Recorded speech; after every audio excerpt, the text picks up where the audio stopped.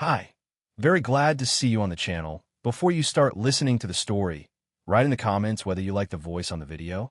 I had only been gone a few days helping my brother out with some fencing workout near Red Rock, but when I came back home, something about Megan felt off. At first, it was subtle. The house looked just as it always did, and Megan greeted me with a smile, but there was an edge to it, like she was forcing it to hold longer than it wanted. She chattered on about the party we had coming up, the usual April Fool's gathering we hosted every year for close friends. Her energy felt too controlled, like she had already rehearsed this conversation before I stepped through the door. I ignored it, chalking it up to stress, but the seed was planted. Over the next few days, I kept noticing these small missteps. The calendar had new scribbles I hadn't seen before: errands, late meetings, early prep. Megan wasn't usually the type to be so cryptic with her notes. And then there was the way she avoided eye contact when I asked about them, deflecting with little jokes or brushing past the question entirely. It all felt like a poorly stitched quilt trying to hold together. On the night of the party, the usual faces showed up: neighbors, coworkers, old friend from high school. The air was filled with laughter, drinks were passed around, and for a while, everything felt normal. Megan floated from guest to guest, flashing that perfect hostess smile she had always been so good at. It wasn't until halfway through the evening that she quietly slipped out the back door, claiming she was running to the store for more ice. I remember glancing at the cooler. It was still half full. I didn't make a scene. I kept pouring drinks, kept laughing along, but inside, I felt something gnawing at me. Something wasn't right. 30 minutes passed, then an hour. No ice, no Megan. Folks began clearing out by midnight, a few staying late to help clean up. Among them was Allison, Megan's childhood best friend, who caught me staring blankly at the door. She nudged me, trying to lift the mood. She probably just got caught up with someone she knows at the store, Allison offered. I nodded, pretending to believe it. Megan returned 2 hours later, carrying a small bag and apologizing about the long line. Her story didn't hold up, not for a second, but I smiled, kissed her on the cheek, and helped her set out the last batch of snacks for the guests who remained. She never noticed the way I watched her, the way I measured every word and every glance she gave me. She thought she had gotten away with whatever it was she'd been up to. That night, lying awake in the quiet, I realized it wasn't just paranoia. Something was brewing behind those wide eyes and perfect smiles. And if I was right, it wouldn't be long before the truth came crawling out.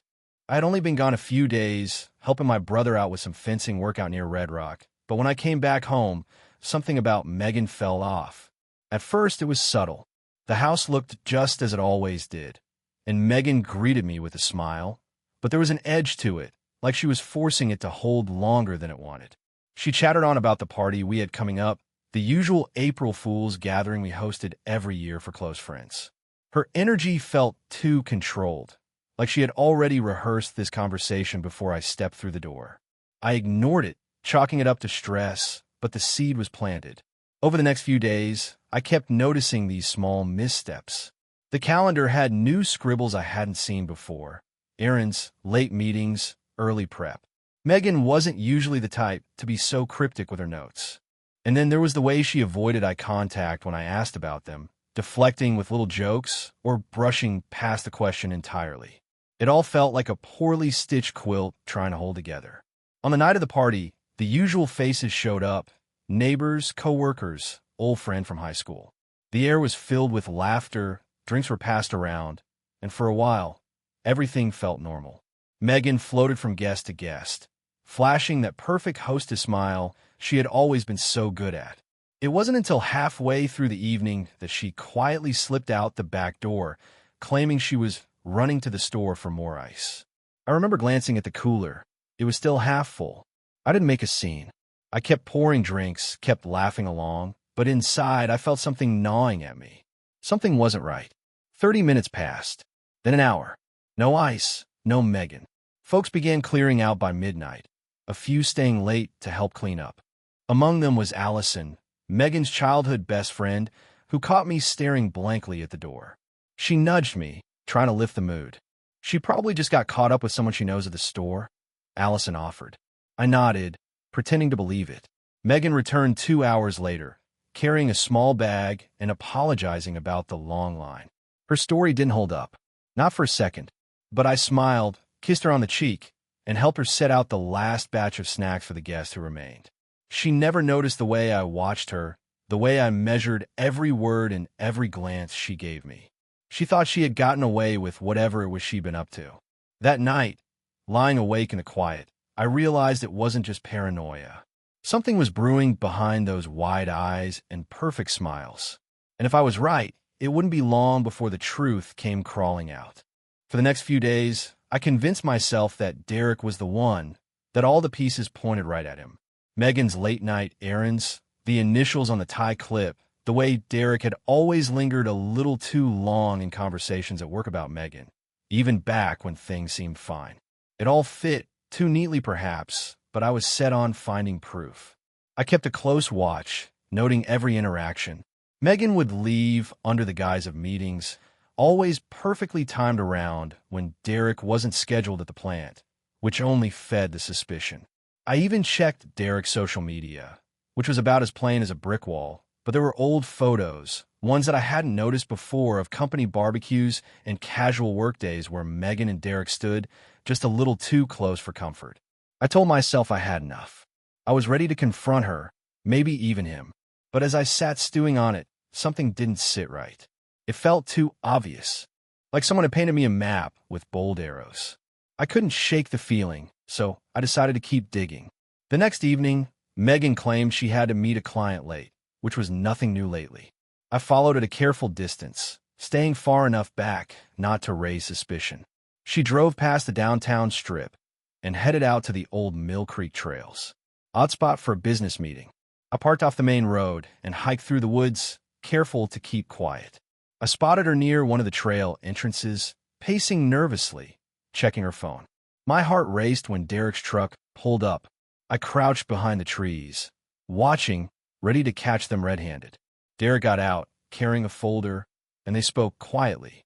I strained to hear, but couldn't make out much. After a tense few minutes, Megan handed him the tie clip. Derek stared at it, clearly confused, then handed it back, shaking his head. There was no touch, no lingering look, just two people exchanging words and going their separate ways. Megan turned and marched back to her car, visibly frustrated.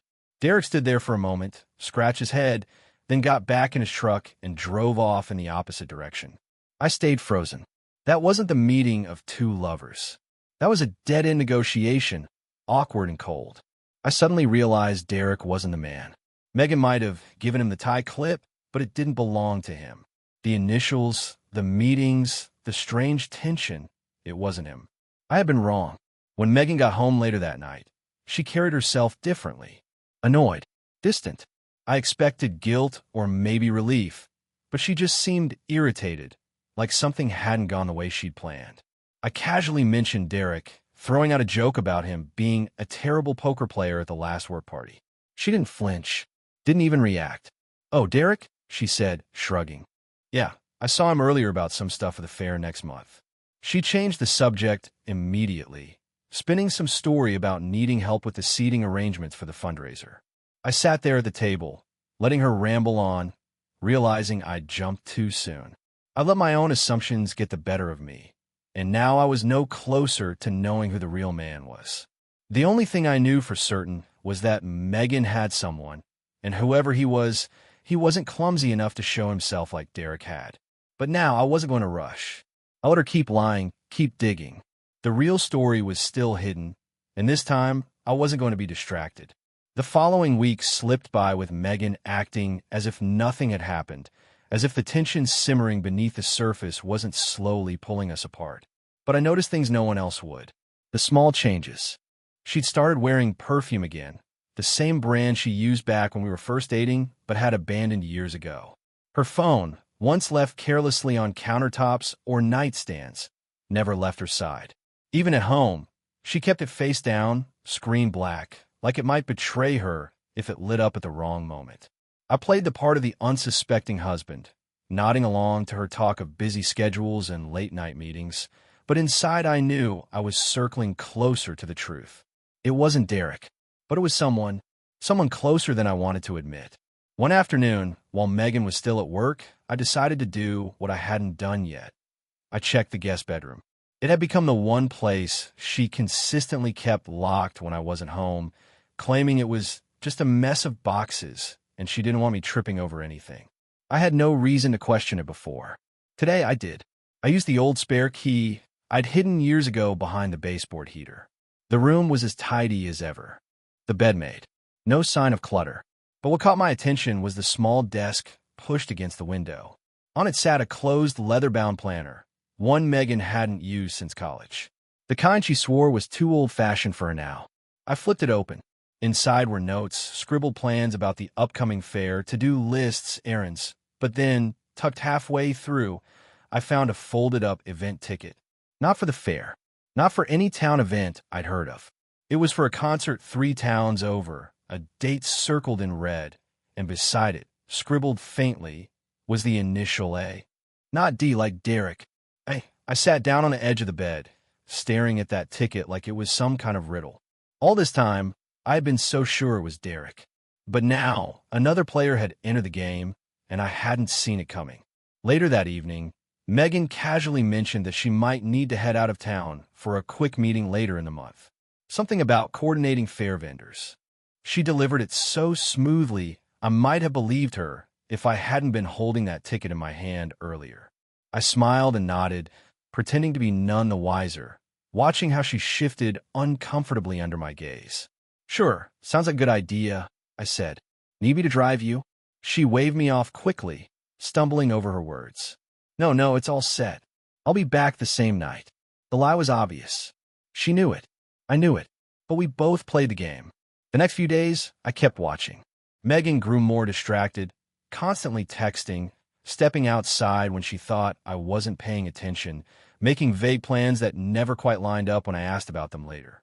And every time she lied, it got easier for me to stay calm. I wasn't just looking for proof anymore. I was watching her build the lie bigger and bigger, knowing it would collapse on its own. One evening, I asked casually, "How's Derek been? Still helping you with the fair stuff?" Megan barely glanced up from her phone. "Oh, Derek? Yeah, he's been great. Couldn't pull it off without him." She didn't even realize she was cornering herself deeper. Because I knew for sure now, Derek wasn't the one she was texting.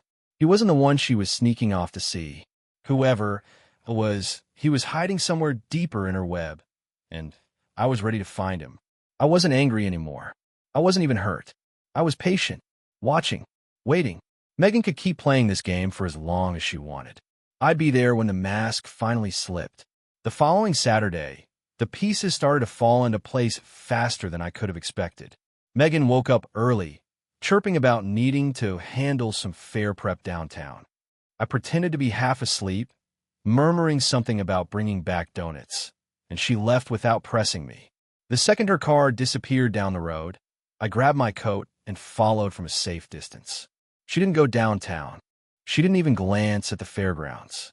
Instead, she took the back roads leading straight towards Cedar Creek, where the old train depot had been converted into a half-forgotten event hall. No one used the place anymore, except for the occasional hobbyists who hosted model train shows. Yet here she was, pulling into the dirt lot like it was her usual Saturday stop. I parked off the main road and made my way through the woods, moving slow and careful until I reached a clearing. From there, I could see through the old depot's cracked windows. Megan wasn't alone. A man stood inside with her, tall, dark-haired, and strangely familiar. He wasn't from the factory, I knew that much. He wasn't part of our circle either. But the way they spoke, close, too comfortable, left no room for guessing. The mystery A. He had to be. I ducked lower, watching as Megan handed him the concert ticket, the one I had found hidden in her planner. He grinned, kissed her cheek, and slipped it into his pocket. I felt my stomach twist, not from heartbreak, but from sheer frustration at how far she was willing to go behind my back. There it was, my confirmation, yet I still didn't make a sound. I turned and walked away, fists clenched, the autumn leaves crunching underfoot like brittle bones. I wasn't going to storm in and demand answers. I had something far more satisfying in mind. When I got home, Megan was already there, pretending to busy herself with decorations for the upcoming fair. "You get your errands done?" I asked, pretending not to notice the nervous way she fumbled with the string lights. "Yep," she said too quickly. "All done." I could have called her out right then. I could have dropped the ticket on the kitchen counter like a bomb. But instead, I nodded, kissed her on the temple, and went about my evening like nothing had happened. That night, I couldn't sleep. My mind spun with every little sign I had ignored over the past year. The sudden interest in evening work events, the way her phone never left her hand, how she'd started dressing up even when just running errands. It was so obvious now. The knot in my chest wasn't sorrow. It was the weight of knowing I had been living with a stranger. By Monday, I was ready. I went into town early and did what any man would do when he's about to blow up a carefully constructed lie. I gathered my resources.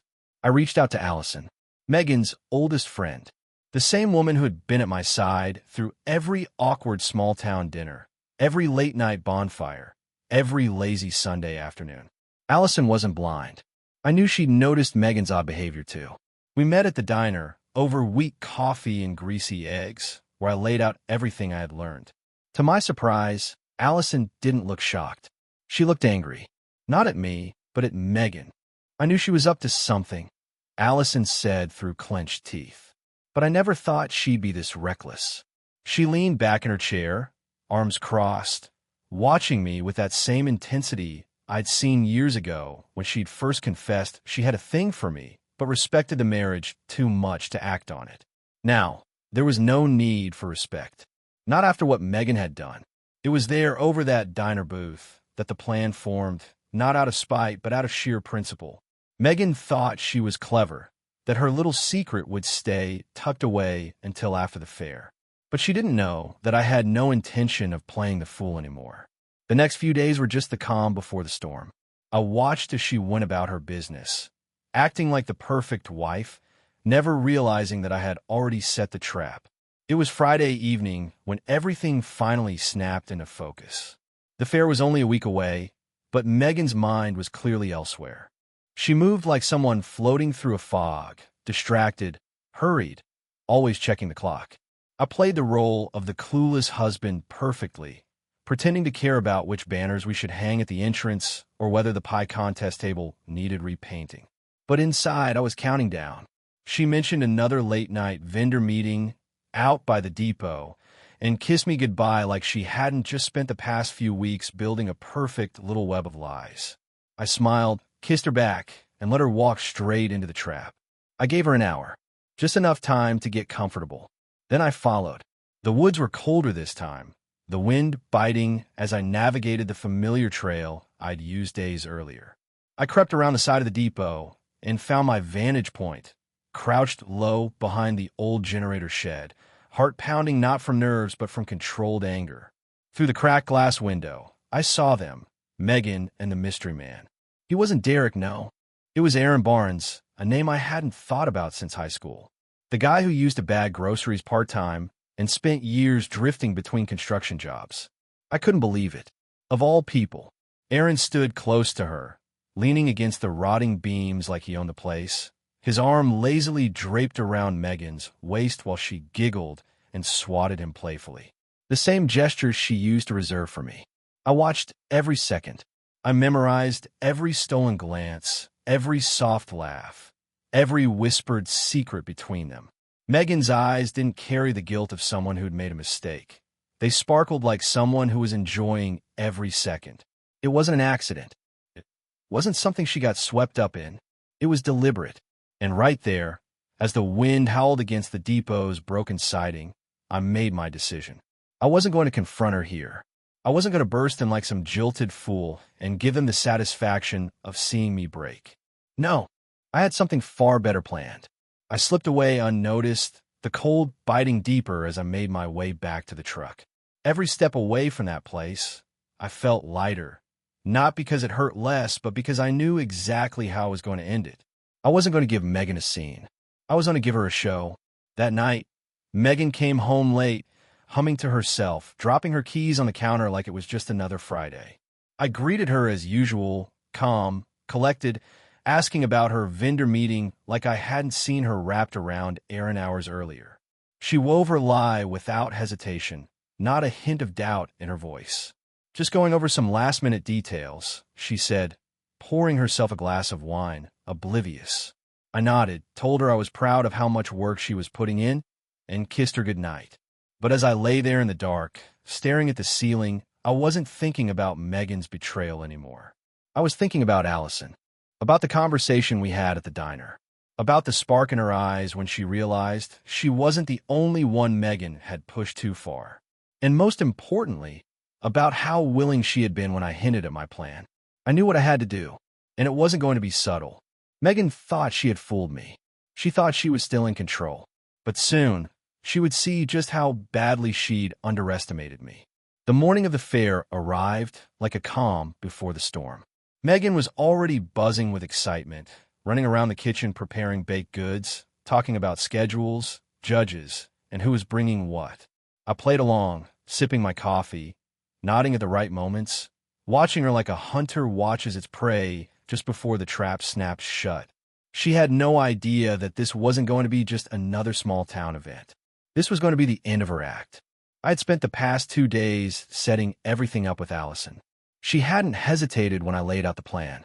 Not out of spite, but out of sheer frustration. Megan had not only betrayed me, but dragged Allison's loyalty through the mud for years, pretending like they were still the best of friends. Now, Allison had the perfect reason to step in. The idea was simple and brutal. No yelling, no grand accusations. Just cold, undeniable exposure. As the fairgrounds filled with families and friends, Megan fluttered about like the star of the show, oblivious to the fact that half the town already noticed her growing distance from me. I stayed by her side when necessary, but mostly I kept near Allison, helping her with the food stalls, laughing with her like nothing was out of place. Megan barely noticed, too busy entertaining Aaron, who was there disguised as one of the new fair volunteers. It was subtle, but anyone paying attention could see the glances, the whispered conversations, the way they kept slipping behind the booths whenever they thought no one was watching. I made sure people were watching. As evening settled and the lights strung across the trees flickered on, Megan wandered back to me, feigning interest. "Hey, I might need to run home for a bit," she said, faking a yawn. "Forgot to grab the prize ribbons." I nodded. "Sure thing, babe. Take your time." I replied smoothly, knowing full well that Aaron would be right behind her as soon as she left. And he was. I waited precisely 20 minutes before I slipped away from the fairgrounds and headed back home. I walked in silently, as calm as a man could be. Megan's car was there. Aaron's truck was tucked awkwardly behind the garage, barely hidden. Lights were on in the guest bedroom, the door wide open, just as planned. Inside, I found them. Megan frozen in the doorway, staring at me as if she'd seen a ghost. But I wasn't alone. Sitting comfortably on the edge of the guest bed was Allison, casual as could be, flipping through one of Megan's old photo albums. She looked up with a grin. "Hey, Chris, you're just in time," she said sweetly. Megan's eyes darted between us, panic rushing to her face. What's going on?" she stammered, stepping backward. I shrugged. "April Fools," I said flatly. "Thought you had the monopoly on surprises?" Aaron stumbled out behind her, eyes wide, mumbling some pathetic excuse, but neither of us cared. The real damage had already been done. Megan wasn't angry. She wasn't even hurt. She was horrified. The open door meant everything. The guest bedroom's perfect view from the hallway. The house filled with fair guests still lingering outside, walking past the windows, some catching glimpses they wouldn't forget. The whispers started instantly. I could hear them outside already. Megan bolted without a word, grabbing her bag and storming out the front door. Aaron, pale and flustered, chased after her, leaving me and Allison alone in the quiet house. We didn't even have to say anything. We both knew exactly what we'd done. I poured us both a drink, the laughter between us the only sound breaking the silence of the house. The fair would still be buzzing for hours. And tomorrow? Megan's name would be on every pair of lips in town, and not for winning the pie contest. Megan showed up at the house 2 days later, the aftermath of the fair still echoing through every diner, gas station, and front porch in town. She looked like a ghost of herself, eyes red and swollen, hair pulled back hastily, and a desperate trembling in her voice that told me this wasn't about love. It was about damage control. She didn't even knock. Just walked right in like she still owned the place. "Chris," she gasped, dropping her bag by the door. "Please, can we talk?" I sat at the kitchen table, sipping my coffee, calm as a spring breeze. I didn't even look up at first. Talk about what? The fair? Allison's peach cobbler? Or maybe that little scene you made running out of here like your shoes were on fire? Megan flinched, stepping closer. "Chris, don't do this. We can fix this, okay? It's complicated." I finally looked at her, dead in the eye. "Complicated?" "Megan, it was pretty simple when you were sneaking out with Aaron behind my back. The only thing complicated was you trying to keep up with your lies." She blinked fast, tears threatening, but I wasn't moved. "You don't understand," she stammered. "It wasn't serious. It was a mistake, a stupid mistake. You and I, we've just been so distant, and I felt like you didn't notice me anymore." I set my cup down, leaning back. But your solution was to crawl into Aaron's truck like a cheap punchline?" My voice didn't raise, but the weight behind it made her crumble. She reached out, but I stood up before she could get close. "Megan, I'm done. Done pretending. Done forgiving things that aren't forgivable. You didn't just betray me. You made a fool of me. You lied, you schemed, and you dragged everyone into your mess. And now, when it all blows up in your face, you want to talk." Megan's composure shattered. Tears streamed down as she fell to her knees, sobbing, begging, promising anything and everything. "I'll fix it. I'll tell people it wasn't real. I'll do whatever you want," she wailed. But it wasn't her pain that got to me. It was how selfish it was. Not once did she mention love. Not once did she say she regretted it because of me. It was all about fixing appearances, saving herself from the small-town humiliation she now had to wear like a badge. I circled her like I was weighing every word. "You think I want you to fix it? Megan, I already fixed it. I'll let you show everyone exactly who you are." I gestured to the door. "You can go now." She gasped. "Chris, please." I pointed harder. "Get out." My voice cut sharper than any knife. Megan rose shakily to her feet, grabbing at the counter like it might hold her up. "Chris, you're really going to just throw me away?" I let out a humorless chuckle. "You threw yourself away the second you chose him over me." The days after Megan left were quiet in the best way possible. The kind of quiet you notice when you spent too long living with background noise and hadn't realized it until it disappeared. The house no longer felt like a battleground. No passive-aggressive tension hanging in the air. No forced smiles.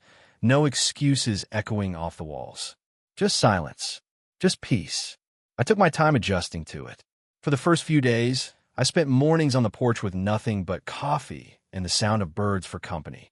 I caught myself expecting Megan's car to come rolling back up the driveway, expecting her to storm through the door with another desperate apology or weak excuse. But she didn't, and I realized I didn't want her to. Around town, things shifted. People noticed. Some gave me knowing nods, some offered half-hearted condolences, but no one looked at me like I was the fool anymore. It wasn't pity I saw in their eyes. It was respect. Allison and I didn't talk much about that night after the fair. We didn't need to. She knew I was still sorting through the wreckage. But she also didn't disappear like most would. She stayed, quietly checking in, inviting me out to small dinners or coffee at the diner without pressure. It wasn't about revenge anymore. It wasn't about proving a point. It was about moving forward. I started picking up old hobbies that I hadn't touched in years. I repaired the old truck that had been sitting under the oak tree out back, dusted off my fishing gear, even took up a bit of woodworking again. The house changed too. Without Megan's flair for clutter, it began to look like a home again, not a showroom.